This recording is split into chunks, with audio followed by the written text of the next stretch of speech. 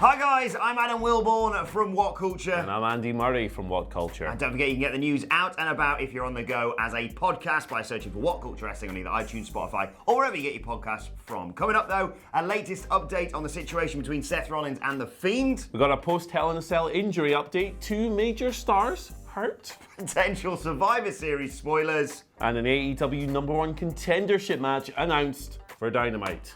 This is the news. But we are going to kick things off with a story that I can't remember, so like a true professional, I'm going to have to look at my phone and find out what it was. Tyson Fury and Braun Strowman. I just watched that like half an hour ago. Forgotten about it already. Kind of speaks to the angle a little bit. But these guys were all over Raw. There were interviews backstage. Tyson Fury was like, hey, he tried to make fun of me, tried to take the mick out of me on SmackDown or whatever. Good little promo. Yeah, it was a decent little promo, apart from the bit where he said, get some of these hands, which was a bit odd. Get some of these hands. Gonna steal a guy's catchphrase, steal it properly, big lad. Not that I'm telling 6'9" Tyson Fury, boxing champion, what to do. Then we had a comeback, like a clapback promo from Braun Strowman. He was like, well, I was just trying to have a little fun, but if he wants to get serious, he could get these hands. It's Vince McMahon. Later, Tyson was invited down to the ring by Jerry the King Lawler. Of course, Braun came out, had some verbal sparring, and then some real scuffling. Tyson essentially set Braun off by saying, you've never won the title. Braun kind of left at him. That was good. It was good stuff. And then we had this crazy pull-apart brawl. They were pulled apart about 70 times. Tyson Fury was putting his fist on dorks' chins, knocking people out left, right, and center. Security guys flying all over the place, little nerds like your Heath Slaters and all these guys coming out trying to break people out. I like Heath Slater, but you know what I mean.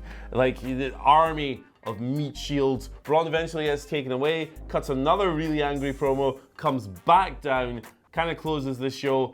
It went on probably about 5 minutes too long, but Tyson Fury physically looked pretty great in there. He is 6'9" after all. Yeah, it was, I mean, it's kind of everything you've seen over and over and over again, whether it would be Lesnar versus Cena or Taker or Strowman and whoever it may be. They've done this a lot.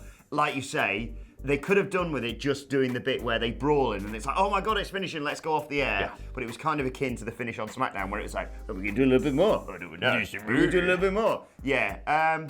Well, I'm excited to see what this is. I've decided to stop caring about WWE now, and especially with the upcoming biggest banter pay-per-view of the year, Crown Jewel on the way. Yeah. I can't wait to see what the two of them do in the ring. How on earth they get around the fact that I assume Tyson Fury hasn't got a great deal of wrestling experience. Yeah. So they're probably going to do a boxing match.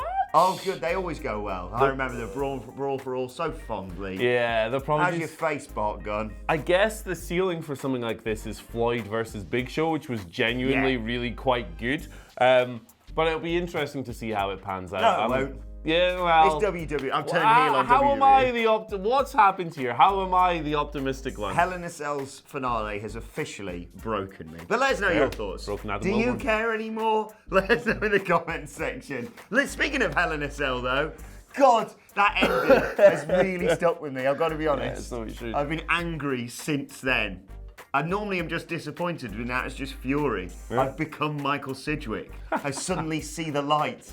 Right, let's talk a little bit more about that finale of Hell in a Cell, though, as if I need to talk about it anymore. But anyway, WWE apparently tweeted out an announcement that Seth Rollins and The Fiend would face each other again at Survivor Series. But then, as WWE often do, you know, the old bait and switch bollocks, they've deleted it.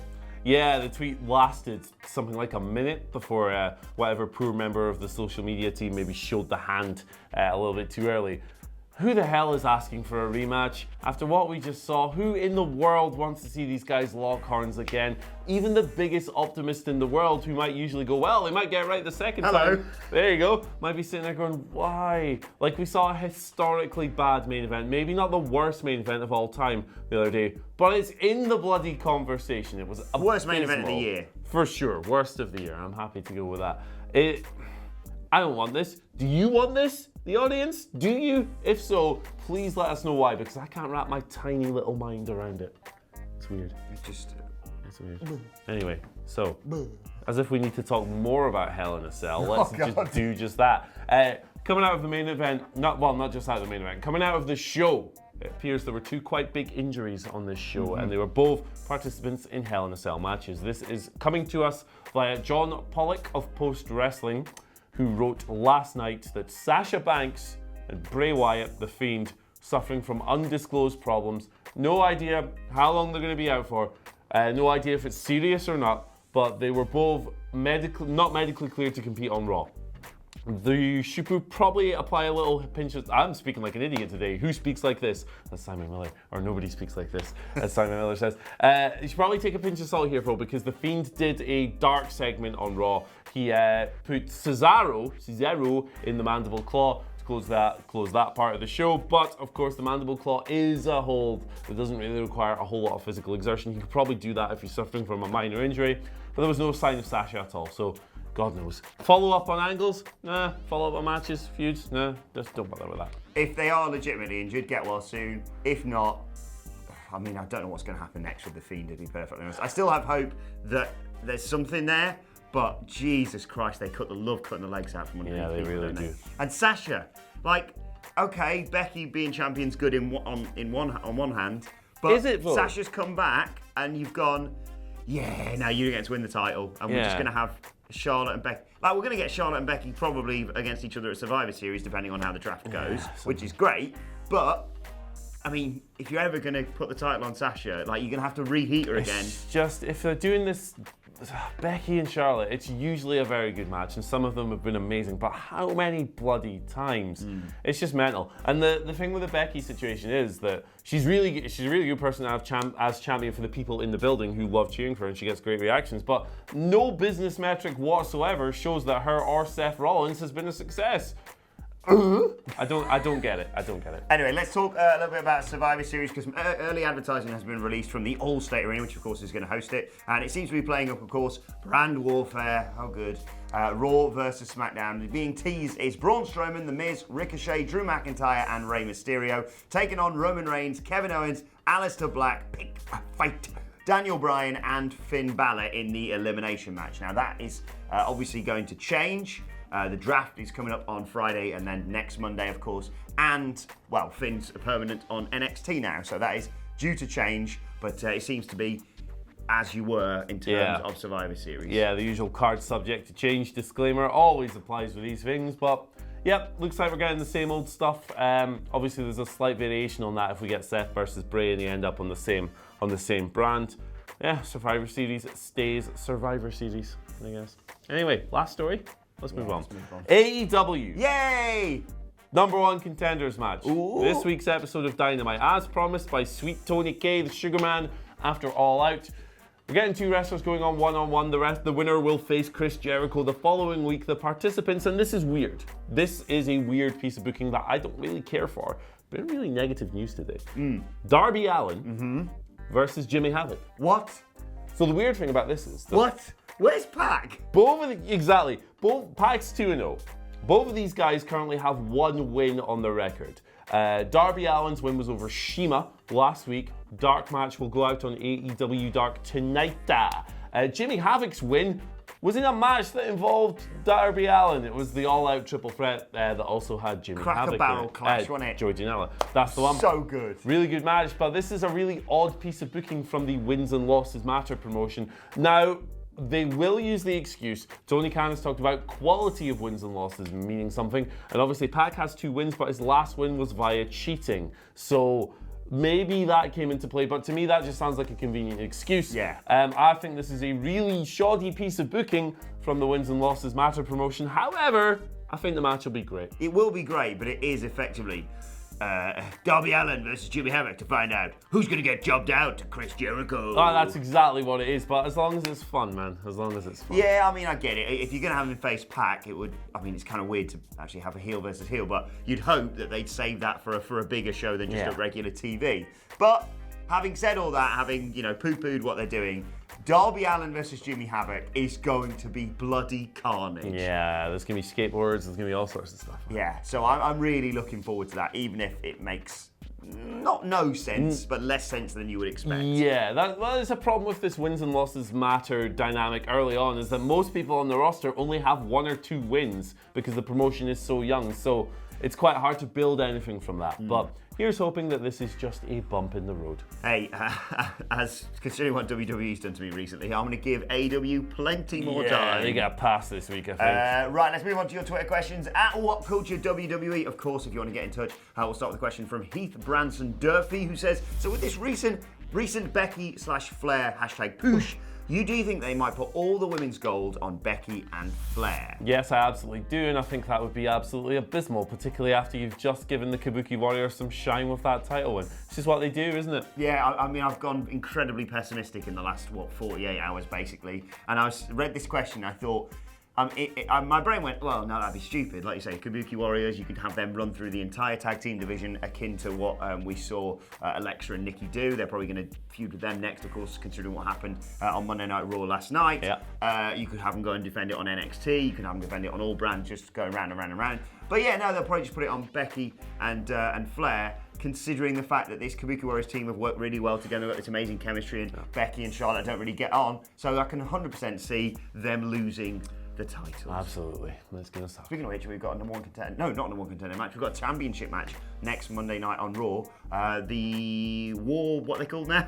Viking Raiders are going to be challenging Rudolph for the Raw Tag Team Championships after beating them on Raw this week. Yeah. Right, second question today comes from Seish Shetty, hope I got that right, who says, other than Tyson Fury and Cain Velasquez, which other combat fighters do you think will make the jump to wrestling? I think it might be Chuck Liddell, says Seish. Chuck Liddell, wow, okay, fair enough. I mean, there are people I'd like to see. Obviously, like a Conor McGregor would be really cool because his charisma is ridiculous. However, he is a tiny little fella, so it'd be hard to present him in a match. 205 Live? Conor McGregor versus Lindsay Dorado. Lindsay, you'll do nothing. As far as people who I think will cross, I think the most obvious one is Chris Cyborg, your best friend. She's been speaking about it. She seems to want to do it. There's a lot of potential there as well, I think. So. Yeah. Other names, I mean, GSP is an obvious one. George St. Pierre is a phenomenal athlete. I'm not impressed with your performance. Again, just in terms of the land of the giants, his size might count against him. And also, just because of his name, if you've never heard of this guy, go and look him up. The Last Style Bender, Israel Adesanya. He is phenomenal, well worth going to check out, and could be interesting in, well, any combat. What about John Jones? He's a complete fanny, so he'd be a good heel. He'd fit right in. Yeah, good shout.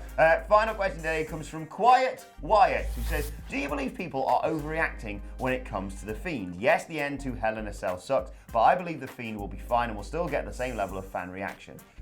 Who will benefit more from The Fiend between Raw or SmackDown? Take it away. Now, I saw this question and I'm going to take this one because, yeah, of course The Fiend will be fine. We love The Fiend. No one was booing because of The Fiend last night.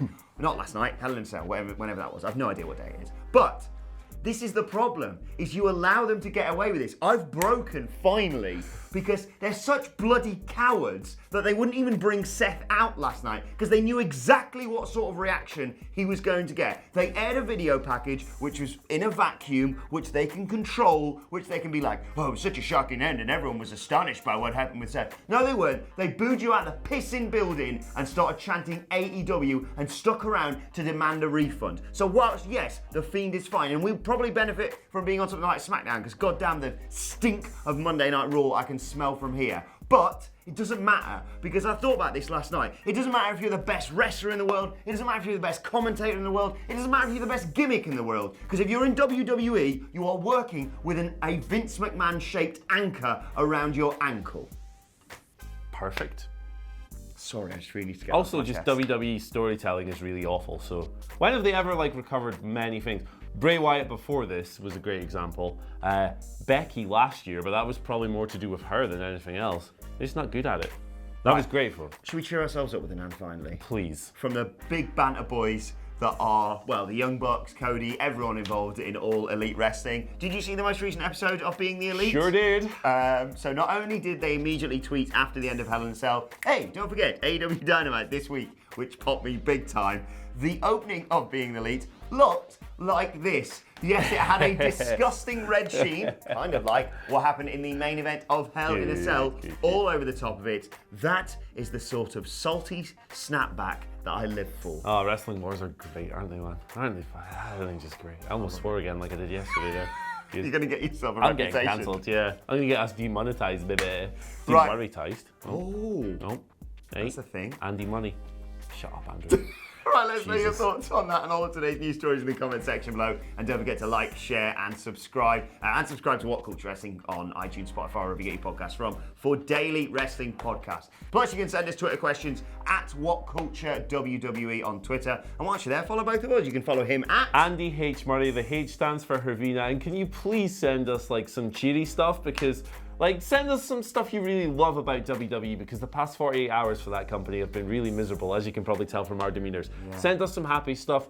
We will pop tremendously. Exactly. We'll share the best thing you send us tomorrow. Do you know the only thing that saved Hell in a Cell? And that was AJ Styles' ridiculous cell after getting knocked out by Braun Strowman. And the pencil. Becky and Sasha were great. And the pencil. Rowan versus a pencil. It's been booked for this Friday night on SmackDown, actually. Rematch. Last pencil? No, I'm not going to finish that sentence. Right, you can follow me on Twitter at Adam Wilborn. Follow us all, as I said, at What Culture WWE. My thanks, Andy Murray. Thank you for watching, and we will see you soon.